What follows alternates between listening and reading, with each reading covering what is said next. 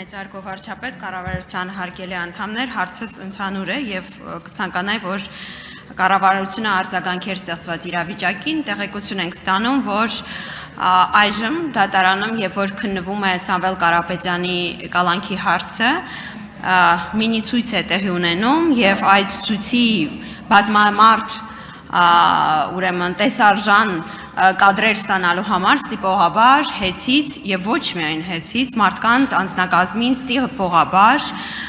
տանում են դատարանի մոտ քրեորեն պատժելի արարք է իհարկե եւ ես կուզեի որ մեր բոլոր քաղաքացիները իմանան որ օրենքով պաշտպանված են բայց կցանկանայի որպեսզի կառավարությունը արձագանքի եւ միասին մտածենք թե ինչպես 2018 թվականից հավաքների ազատ մասնակցություն ապահոված կառավարությունը կարող են օգնել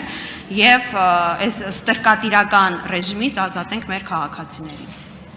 Արդյոք պատասխանի վարչապետ Նիկոլ Փաշինյանը։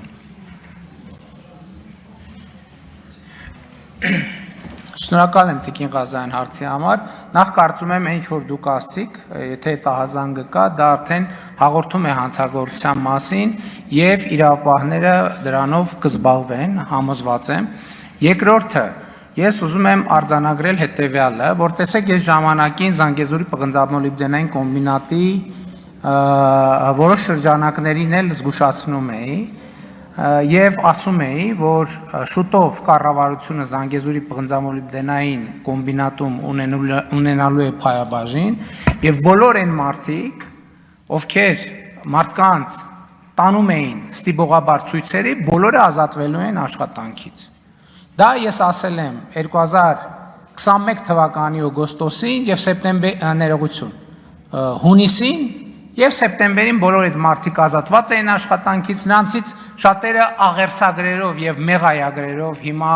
գալիս են կառավարություն, ասում են մեզ խնդրում ենք հետ ընդունեք, սխալվել ենք եւ այլն եւ այլն։ Ես հիմա ասում եմ հետեւյալը. հեծի են աշխատողները, հեսա շատ արագ հեծը լինելու է պետական սեփականություն։ Հեծի են աշխատողները, որոնք հիմա կֆիքսենք մենք ովքեր այդ գործողությունը անում են եւ մարդկանց ստիպողաբար ցույց են բերում, տեսեք հետո բան չլինի, հետո չասեն վայ, բա գիտեք եւ այլն, բոլորը ազատվելու են աշխատանքի։ Այն ԶՊՄԿ-ի են բանի ուժեղ տղեկի նման, էլի ծնկաչոք գալու են մեր դռների դեմը կանգնեք, տեսեք, ոչ մեկը ոչ մեկին ներում չի լինելու, ոչ մեկին։ Հա, որ ամեն ինչ պարզ լինի։ Երկրորդը, այն աշխատողները, ովքեր կհրաժարվեն եւ կհազանգեն, կհամագործակցեն իրավապահ մարմինների հետ եւ կոնկրետ ցուցմունքներ կտան, եթե հիմա ասենք ենթադրենք նրանց ոչ մեկ չի ազատվի, որովհետեւ մենք բավարար լծակներ ունենք այդ մարդկանց պաշտպանելու համար, իսկ ովքեր